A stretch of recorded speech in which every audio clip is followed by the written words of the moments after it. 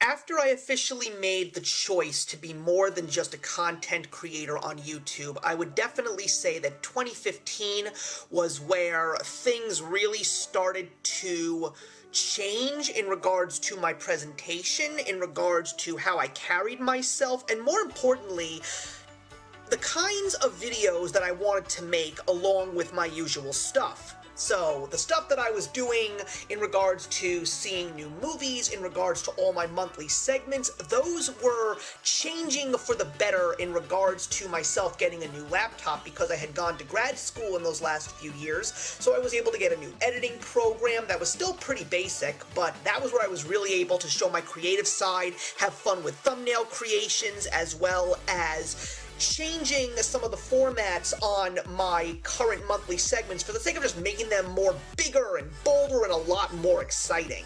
But after I had decided that I wanted to be more of an online presence in the community in a positive way, 2015 was really where it started to shine because of the fact that I had started going into new social media avenues and started to build some larger friendships. I wanted that to be more of what my channel was about besides my own personal content. So I started to really scour the YouTube communities that I was a part of because one of the few things that I really wanted to do, especially being in the YouTube community for 5 years, was to really give back. And part of that was finding new names in the community that showing that they had a spark of creativity and they wanted to make a name for themselves. So that was when I really started to comment. I would go into every video that I loved, especially if it was a new person, and saying, "Hi, how you doing? I'm the Lawn Gnome. I love your energy. I love what you're trying to bring to the table. Please contact me.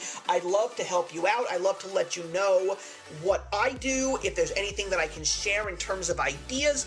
It wasn't for the sake of being self-centered, it was because of the fact that even though I was still very much into what I was doing, I always knew that this wasn't going to be something I was going to do forever, and when I left, I wanted myself to know that I made a difference and that when I was passing the torch on to the next generation of content creators, it was going to be a positive thing and I was going to be happy knowing that I made my mark and now it's time for a whole new generation to do so. So that was what I was doing in YouTube, and of course because I had started to use Twitter a lot more often, when it came to some of my friends in the community that were reaching milestones like 50 subscribers or even 1,000 subscribers, I would personally make a shout-out series every single Friday, letting people that were following me know these content creators are about to reach a milestone. Check out their videos, let them know that you like them, that you're supporting them, and that you are helping them grow as well. It was really about being more engaged, and my content even showed that as well. I had already mentioned the fact that I was doing things like the Friday 5 with Sarah Crawford and our friends in the music and book community, as well as doing the Lawn Gnome's Guide, but there was so much more to that. I changed my 10 for 12 series, which was only 2 years old. It was basically me once a month talking about a top 10 list, but I was saying to myself, I want to know what other people think. So I would reach out to a whole bunch of different people. Sometimes it would be one person, and sometimes I would reach out to 10, maybe even 12 people to make it a true 10 for 12, so to speak. And I would tell everyone, I want you to make a list, do it how you choose, and let's just make sure that all the videos are posted on the exact same day, whenever the time is right for you, and don't forget to put all the other channels that are collabing so people know who's out there and who else is participating in this. When I decided to do that, it just felt so uplifting, and it also made that video series a lot more fun. Also, I did something else that was very positive, and every single time I gave everyone my monthly update, which was something that I was doing since the very beginning, I started to add something called a motivational moment, where I would try to be a little bit positive. Sometimes I would even be a little bit controversial as time moved on, but the point of that was to let people know that there are good things in this world and there are good people trying to do good things, and you can do it too. It was YouTube related, it was feeling related, it was even real world related. just things to get people excited, get people motivated, and get those creative juices flowing.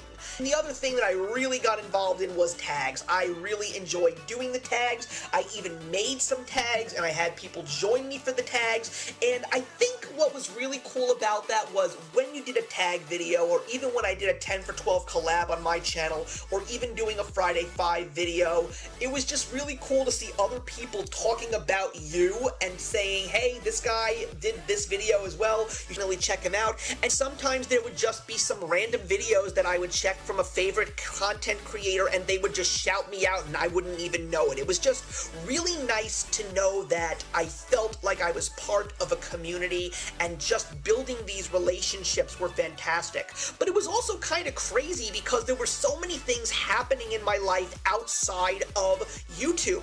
I had gotten engaged. I was planning my wedding. I had just finished my master's degree, and no sooner than I could even blink, I ended up getting a job. So the fact that I was really starting to go in a positive direction in YouTube and in the real world as well, that was really, really cool.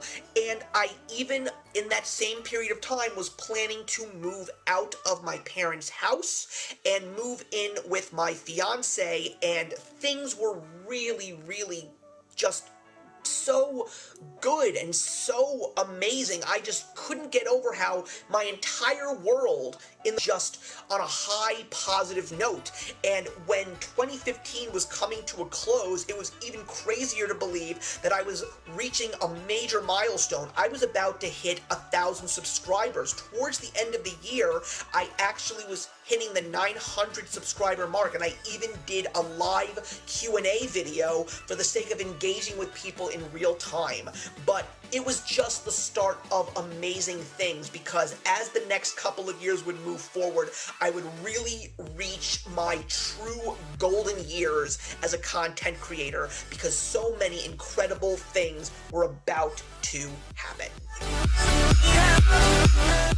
Hey, thank you so much for stopping by my channel today. If you're new here and want to see more of what my channel has to offer, please click on the link to my last video, or hit that subscribe button to be kept up to date with all of my uploads. Content of all sorts is posted here quite often, so trust me, you do not want to fall behind. I will see you in the comments, and actions speak louder than words.